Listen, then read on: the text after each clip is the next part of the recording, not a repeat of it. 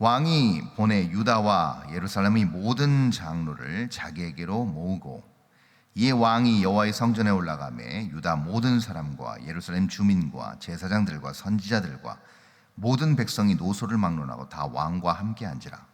왕이 여호와의 성전 안에서 발견한 언약책의 모든 말씀을 읽어 무리의 귀에 들리고, 왕이 단 위에 서서 여호와 앞에서 언약을 세우되 마음을 다하고 뜻을 다하여 여호와께 순종하고 그의 계명과 법도와 율례를 지켜 이 책에 기록된 이 언약의 말씀을 이루게 하리라 하매 백성이 다 그 언약을 따르기로 하니라.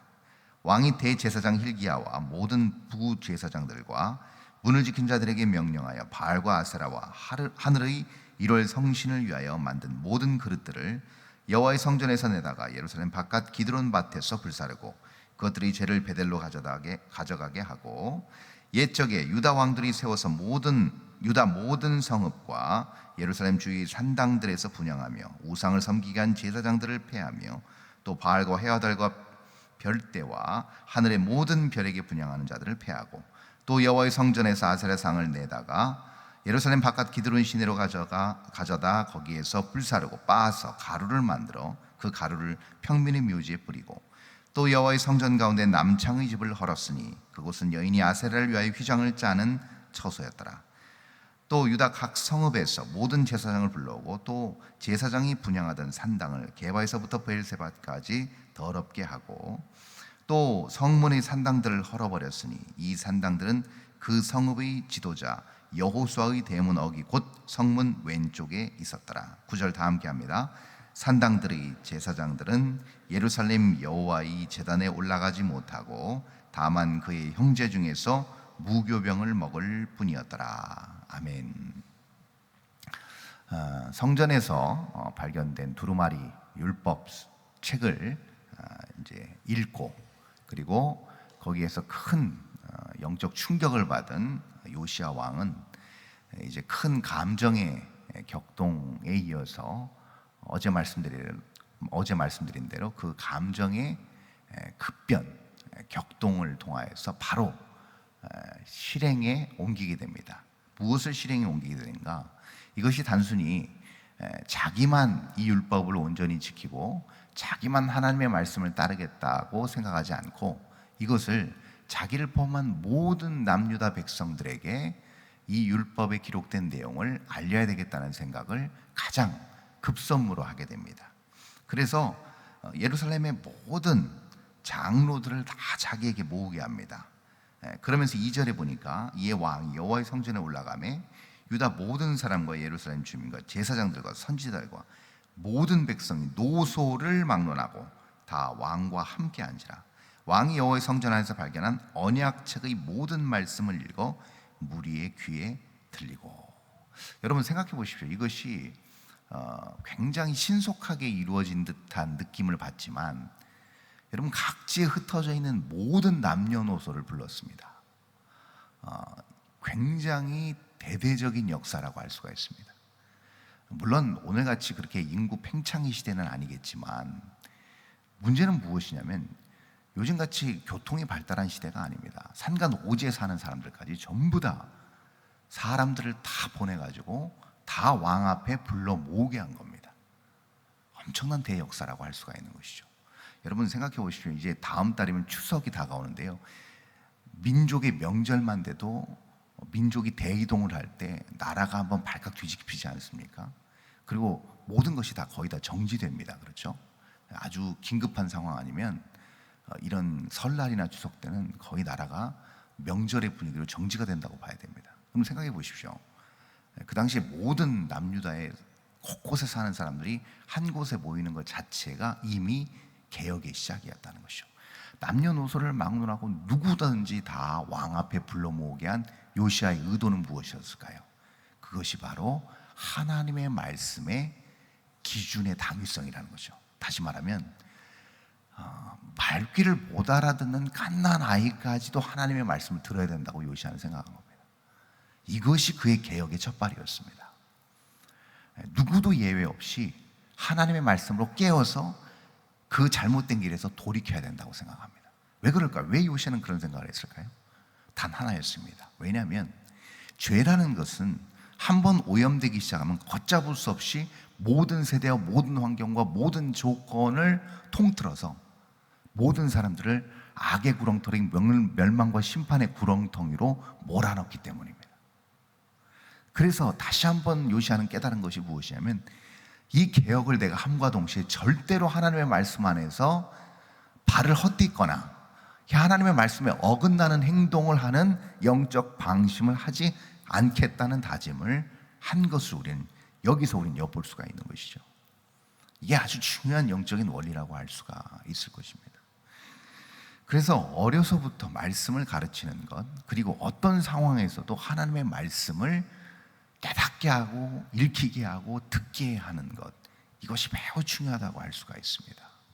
그래서 삶의 위기 가운데서, 어려움에 봉착한 상황 가운데서, 또 문제에 직면한 그 삶의 현장에서 결국은 어린아이부터 나의 많은 노인에 이르기까지 하나님의 말씀으로 무장될 때 결국 하나님의 말씀이 나의 삶의 진정한 해결책을 제시해주고, 거기서 인내를 하든 견디든 또 다른 하나님의 방법으로 그 모든 것을 돌파해 나가든, 중요한 것은 매 순간마다 우리가 하나님의 말씀으로 무장되어야 된다는 것은 자명한 사실이라는 것이죠. 그런 의미에서 봤을 때 우리가 매일 하루도 빠지지 않고 하루의 첫 시간에 이 아침 새벽을 하나님의 말씀을 읽고 하나님의 말씀을 듣고 하나님의 말씀을 깨닫고 하나님의 말씀을 실천하겠다고 결단하는 기도를 드리면서 시작하는 하루는, 여러분, 나도 모르는 사이에 내재적으로 쌓이는 영적인 내공이 있는 것입니다. 아주 중요한 것이라고 할 수가 있는 것이죠. 그냥 평상시 똑같은 하루의 일상 같지만 결코 그렇지 않습니다. 그것이 하루 이틀, 1년, 5년, 10년, 20년 쌓여갈 때 엄청난 영적인 내공과 선한 영향력과 파장을 불러일으킨다는 것이죠. 이것을 우리가 간과할 수 없다는 겁니다. 보십시오. 3절에 보니까 이 언약의 말씀을 단위에 서서 요시야 왕이 읊고 선포했을 때 모든 백성이 그 언약을 따르기로 결단합니다.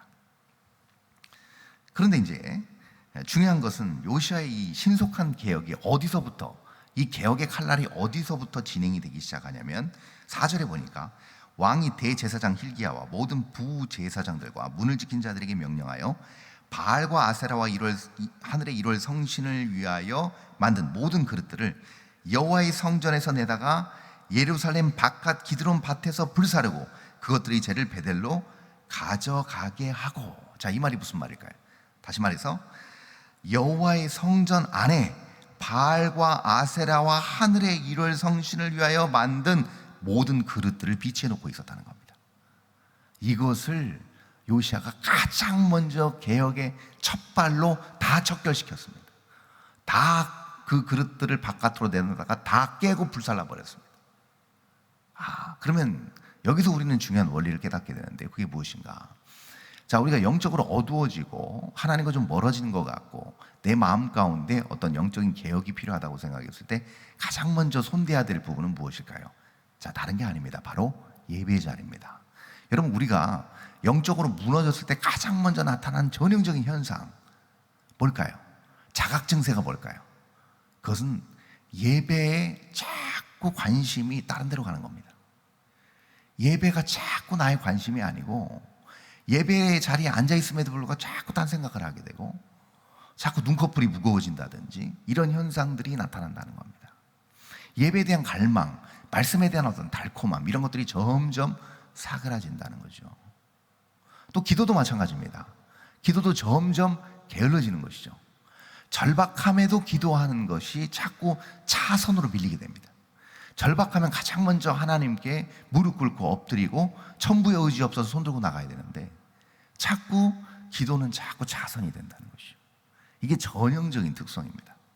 그래서 내 영혼이 병들고 있다, 그리고 하나님과의 관계가 조금 소원해지고 있다는 뭘로 파악해 볼 수 있는가?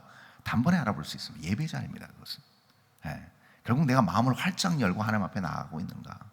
무거운 마음으로 왔지만 정말 큰 소망과 기대감을 가지고 하나님을 내가 붙들겠다는 마음으로 와서 있는가, 그렇지 않은가로 판단해 볼 수 있는 겁니다. 만약에 우리가 예배 때 온전한 회복을 누리지 못하고 또 기도하면서 우리가 영적인 평안을 누리지 못한다고 했다면 이건 적신호입니다. 이것을 우리가 감지해야 된다는 것이죠. 그리고 이것을 개선해 나가기 위해서 다시금 하나님 앞에 간구해야 된다는 거 여러분 꼭 기억하셔야 됩니다. 여기서부터 시작했다는 것이죠. 5절에 보니까 옛적에 유다 왕들이 세워서 유다 모든 성읍과 예루살렘 주위의 산당들에서 분향하며 우상을 섬기게 한 제사장들을 패하며 또 바알과 헤아달과 별대와 하늘의 모든 별에게 분향하는 자들을 패하고. 자, 6절에 보니까 또 여호와의 성전에서 아세라상을 내다가 예루살렘 바깥 기드론 시내로 가져다 거기에서 불사르고 빻아서 가루를 만들어 그 가루를 평민의 묘지에 뿌렸다. 지금 이렇게 나타나 있습니다. 자, 6절에 아주 충격적인 이야기가 나오죠. 여호와의 성전에 뭐가 있었습니까? 아세라상이 있었습니다. 이것이 전형적인 타락의 기조입니다. 그래서 이것을 신약에서는 어떻게 표현하냐면 멸망에 가증한 것이 거룩한 영역에 서 있을 때가 가장 위험하다고 할 수가 있는 것이죠. 타락의 온상은 무엇으로 볼 수 있는가? 일반적인 세상이 죄를 짓고 하나님 모르는 사람들이 자기 멋대로 행하는 거 아니요. 그보다 더 심각한 타락이 무엇인가? 강단에서 하나님의 말씀이 아닌 인간의 생각이 선포될 때입니다. 그러니까 예배가 예수 중심, 하나님 중심이 아닌 인본주의, 인간 중심적으로 나아갈 때가 가장 큰 타락이라고 볼 수가 있습니다. 여러분, 세상이 아무리 타락해도요, 강단이 영롱한 진리의 빛 가운데 서 있으면요, 절대 세상은 무너지지 않습니다. 왜요? 영적인 보루가 여기기 때문이에요. 마지막 최후의 보루가 무너지지 않았기 때문에 아직도 세상 소망이 있는 것이죠. 근데 만약에 그 사회가 이 교회와 강단이 벌써 인본주의와 세속과 어떤 자기 개인주의로 물들어버린 어떤 그런 강단이라고 했을 때 여러분 그것은요 결코 소망을 찾아볼 수가 없는 것이죠. 개혁의 칼날이, 개혁의 메스가 들어가야만 되는 것이죠. 좀 보십시오. 여호와의 성전에서 아세라상이 나왔다는 거, 이것은 멸망에 가증한 것이 거룩한 곳에 선 전형적인 특성이라고 할 수가 있습니다. 그래서 오늘 이 시대에 여러분 우리가 분별해야 될 것이 무엇인가? 기도의 자리가 없어서가 아니고 예배의 자리가 없어서가 아니고요, 유튜브만 키면 수많은 말씀들이 없어서가 아닙니다. 중요한 것은 무엇이냐면 우리가 분별해야 된다는 것이죠. 무엇이 바른 것인가? 무엇이 온전한 것인가? 무엇이 하나님 중심적인 것인가? 어떤 방법과 어떤 삶의 모습이 하나님이 원하시는 바른 삶인가? 무엇이 하나님의 관점인가? 이것을 우리가 알아야 된다는 것이죠. 아멘 할렐루야는 누구나 다 할 수 있습니다. 마음에 감동이 오고 내가 세상에서 그냥 하나님과 멀리 떨어진 삶을 살았다가도 어떠한 강단에서 들려지는 어떤 말에 내가 공감이 됐어요. 그럼 그 말에 감동받고 아멘 할 수 있습니다.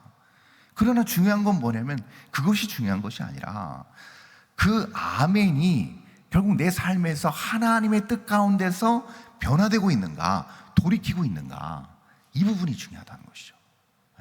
목회자인 저도 마찬가지입니다. 만약에 목회를 저를 위해서 한다, 저의 영광을 위해서 한다, 저의 어떤 안위를 위해서 한다, 저의 어떤 무엇인가 경력을 쌓기 위해서 목회를 한다, 여러분 그렇다면 이건 끝난 거죠.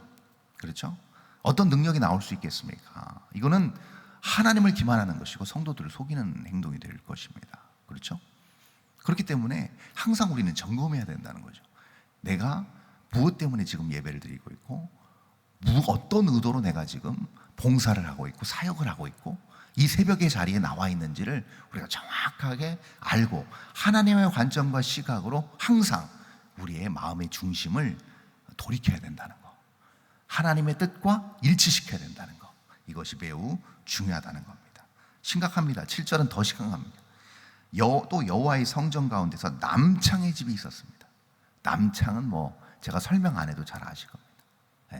아주 성적으로도 성전 안에서 음탕하고 더러운 온갖 음란한 짓을 다 했음을 우리는 지금 7절에서 엿볼 수가 있는 것이죠. 그곳은 여인이 아세라를 위하여 휘장을 짜는 처소였더라. 여러분 생각해 보십시오. 거기선 거룩한 하나님의 제사를 드리는 곳입니다. 그렇죠? 하나님이 임재하시는 곳이에요. 여러분 그런 곳입니다. 솔로몬의 성전입니다. 여러분 열왕기상 8장에서 우리는 봤습니다. 열왕기상 8장 9장에서 하나님 분명히 솔로몬에게 약속하셨습니다. 너와 너의 후손들이 만약에 네 아비 다윗과 약속한 그 모든 약속을 너희들이 지켜 행하면 내가 네 왕조를 끊지 않을 것이다. 그리고 내 마음과 내 뜻과 내 모든 관심이 이 성전에 있을 것이다. 그러나 반대로 너희 내가 아닌 이 땅의 이방 신들을 너희가 섬기고 추악하고 더러운 짓을 버젓이 행할 때는 내가 이 성전을 던져버릴 것이라고 얘기합니다. 그리고 너희들은 이 땅에서 도무지 발붙이지 못하고 다 이 땅에서 쫓겨날 것이라고 하나님은 분명히 열왕기상 9장에서 솔로몬에게 약속하셨습니다. 그런데 지금 그것이 현실로 나타난 것이죠. 그러면 왜 하나님께서는 단번에 유다 백성들을 저 멀리 바로 쫓아내지 않고 왜 이렇게 다시금 성전을 척결하게 하시고 정결케 하신 이유가 뭘까요? 단 하나의 이유입니다. 한 번 더 국률과 자비와 은혜의 기회를 주시는 겁니다. 요시야 왕을 통해서 하나님께서 다시 한번 참고 기다리시는 그 기간이라고 할 수 있는 것이죠. 하나님의 참 인내심과 이 사랑과 긍휼의 은혜가 너무 크다는 것을 우리는 다시 한번 볼 수가 있습니다. 9절에 보니까 이렇게 나타나 있습니다. 산당들이 제사장들은 예루살렘 여호와의 제단에 올라가지 못하고 다만 그의 형제 중에서 무교병을 먹을 뿐이었더라. 보십시오. 산당의 제사장들은 온전한 여호와의 제사장들이 아님을 알 수가 있습니다. 지금 8절에 보니까 게바에서 브엘세바까지란 말은 남유다 북쪽에서, 남유다 경계 북쪽에서 제일 아래 브엘세바까지 남유다의 모든 전 지역을 얘기하고 있는 겁니다. 거기서 하나님이 아닌 이방신들을 분향하던 제사장들을 이제 완전히 출교시키고 그들이 하나님의 성전에 출입하지 못하도록 엄금하는 장면이 바로 9절에 나타나 있습니다. 아주 중요한 부분이라고 할 수가 있는 것이죠.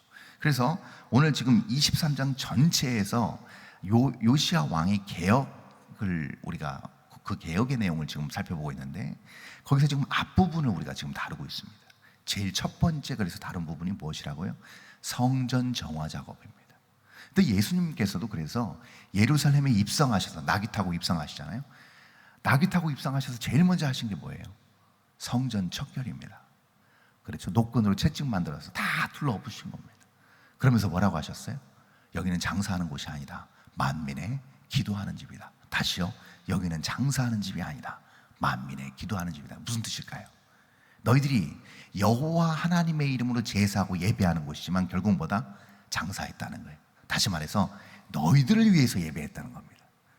주인공이신 하나님은 온데간데 없고 너희의 유익을 위해서, 너희의 욕심을 채우기 위해서 예배했다는 겁니다.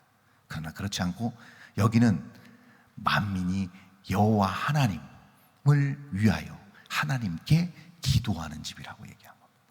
다시 말해서 하나님이 중심이 되고 하나님께서 통치하시는 영역이고 또 하나님께서 부르신 거룩한 백성들이 하나님과 밀접한 영적 소통을 하고 교제를 하는 장소라고 다시금 성전의 정의를 재정의하고 계신 우리 예수님을 볼 수가 있습니다.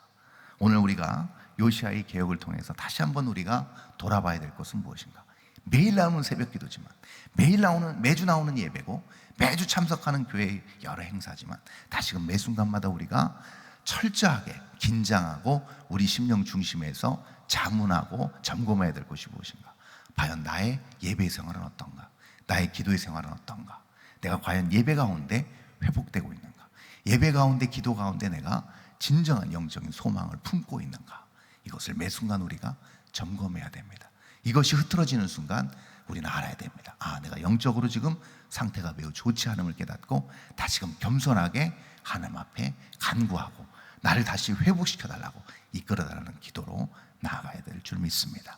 이러한 놀라운 영적인 지혜와 능력으로 다시금 회복되고 다시금 하나님 앞에 온전히 기쁘게 나아갈 수 있는, 경건하게 그리고 건강하게 나아갈 수 있는 우리 모든 성도님들 될 수 있기를 바랍니다. 기도하겠습니다. 하나님 감사합니다. 귀한 시간 또 귀한 말씀으로 저희들 깨닫게 하시니 감사합니다. 하나님 예배 자리에 나왔다고 해서 또한 기도한다고 해서 하나님 우리의 마음이 온전히 주님 앞에 드려지지 못할 때가 있습니다. 하나님 매 순간 우리가 소망을 가지고 하나님 신실하게 영과 진리로 하나님 앞에 나아갈 수 있는 우리 모두가 되게 하여 주옵소서. 하나님 말씀 몰라서 아닙니다. 하나님 뜻 약속 몰라서 아닙니다. 분명히 알지만 하나님, 우리가 잠시 하나님 영적인 긴장을 늦출 때가 있습니다. 다시금 기도합니다. 하나님, 전적으로 주님의 생각, 주님의 관점으로 생각하고 주님 뜻대로 순종하며 나아갈 수 있는 거룩한 주의 백성들 다 될 수 있도록 하나님 놀라운 은총을 허락하여 주시옵소서. 그럴 때 하나님, 우리의 삶을 통하여 하나님의 놀라운 말씀 안에서의 개혁과 변혁과 변화가 아름답게 나타날 줄 믿습니다. 감사드리며 거룩하신 예수 그리스도 이름으로 기도합니다. 아멘.